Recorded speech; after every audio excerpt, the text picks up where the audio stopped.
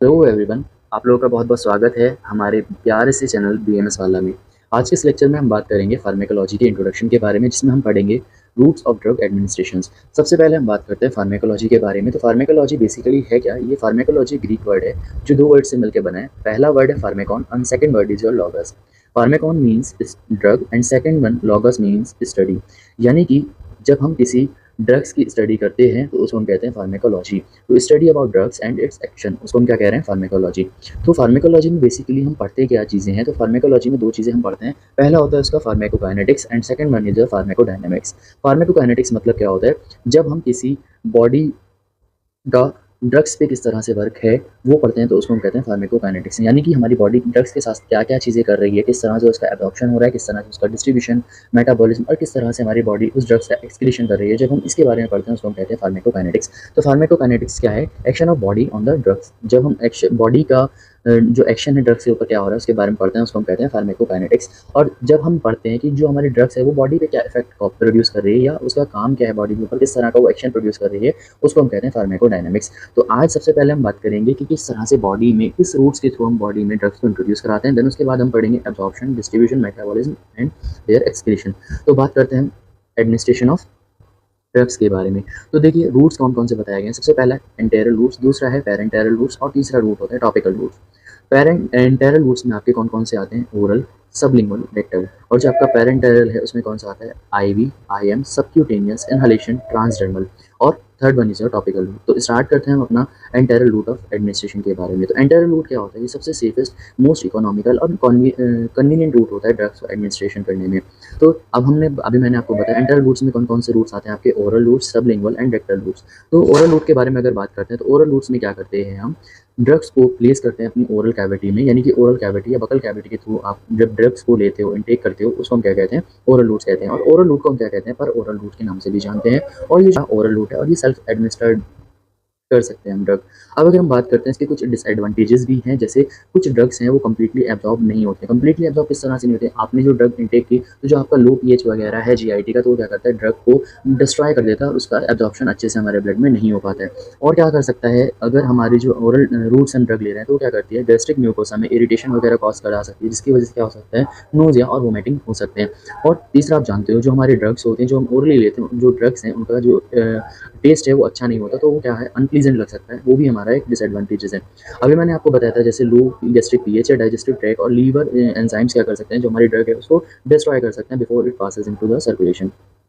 दूसरा रूट है हमारा सबलिंगुअल रूट। सबलिंगुअल रूट्स में क्या करते हैं हम? जो स्मॉल साइज़ की ड्रग्स हैं या स्मॉल साइज़ की टेबलेट्स हैं उनको हम क्या करते हैं? टंग के नीचे रखते हैं और वो क्या हो जाते हैं? टंग के नीचे रखने के बाद डिसइंटीग्रेट हो जाती हैं और वो माउथ के अंदर ही एब्जॉर्ब कर ली जाती हैं। और माउथ के एब्जॉर्ब करने के बाद वो क्या करते हैं? डायरेक्टली हमारे जो सर्कुलेटरी सिस्टम है उसमें एंटर कर जाती हैं। तो यहाँ पे भी मैंने आपको बताया small size tablets are capped beneath the tongue which disintegrate and get absorb in mouth. Drugs कहाँ एंटर कर जाती हैं? सिस्टमेटिक सर्कुलेशन में through diffusion into the capillary network. यहाँ पे आप देख रहे हो ड्रग को हमने कहाँ रखा है?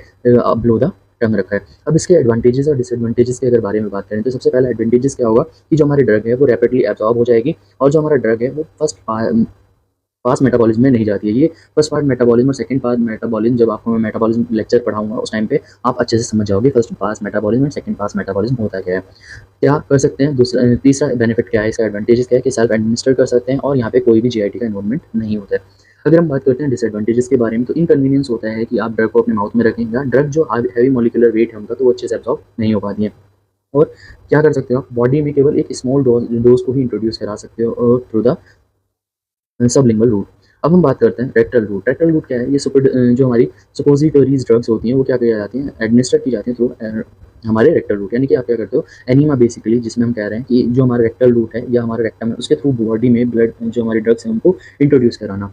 तो यहाँ पे क्या होगा? डायरेक्टली जो हमने ब्लड जो हमारी ड्रग्स है उसको बॉडी में इंट्रोड्यूस कराया है तो वो क्या होती है? डायरेक्टली हमारी रेक्टम वॉल्स के थ्रू क्या होती है? वहाँ पे जो रेक्टम वॉल है वो कैसी होती है? बहुत ज़्यादा वेस्कुलाइज होती है, तो डायरेक्टली वहाँ पे अच्छे से इजीली वहाँ पे एब्जॉर्ब हो जाती हैं। तो आप सबसे पहले हम एडवांटेजेस पढ़ लेते हैं। तो एडवांटेजेस क्या है कि जब हमारा पेशेंट सफ़र करता है नोज़िया वोमिटिंग है तो वहाँ पे नोज़िया वोमिटिंग किस वजह से हो रहा था? अभी मैंने आपको बताया जीआईटी में इरिटेशन होने की वजह से क्या हो रहा है? तो वहाँ पे नोज़िया वोमिटिंग हो रहा था। तो जो पर्सन नोज़िया वोमिटिंग है तो उसमें हम इजीली क्या कर सकते हैं? हमारे रेक्टल रूट के थ्रू हमारी ड्रग्स को इंट्रोड्यूस करा सकते हैं। और gastric irritation drugs are administered. जो गैस्ट्रिक इरिटेशन है ड्रग्स होती हैं उनको हम क्या करते हैं रेक्टल रूट के थ्रू देते हैं।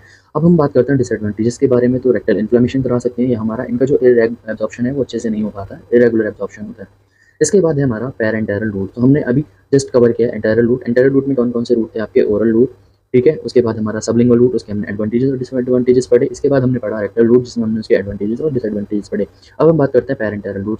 तो जो हमारा एंटेरल रूट्स के अलावा जो रूट है वो कौन सा है, हमारा पैरेंटेरल, जिसमें कौन कौन सा आते हैं हमारे आईवी, आईएम, सबक्यूटेनियस है हमारा, ठीक है। तो ये हमारे पैरेंटल रूट में इंक्लूड होते हैं। अब हम बात करते हैं इंट्रावीनस के बारे में। तो इंट्रावीनस में क्या है, डायरेक्टली जो हमारी ड्रग है उसको इंट्रोड्यूस किया जाता है वीन के अंदर, और जो हमारा जब हम इंट्रावीनस इंजेक्शन दे रहे होते हैं तो हमारा एंगल कितना होना चाहिए, एंगल मस्ट बी 25 डिग्री। तो आप यहाँ देख सकते हो कि जब हम आईवी दे रहे हैं तो हमारा जो एंगल है वो कितना है, 25 डिग्री होना चाहिए। जब हम सबक्यूटेनियस देते हैं तो एंगल कितना होना चाहिए, 45 डिग्री, और आईएम के टाइम पे एंगल कितना होना चाहिए हमारा 90 डिग्री। और जो हमारा सबडर्मल होता है उस टाइम पे हमारा angle must be 0 to 5 degree.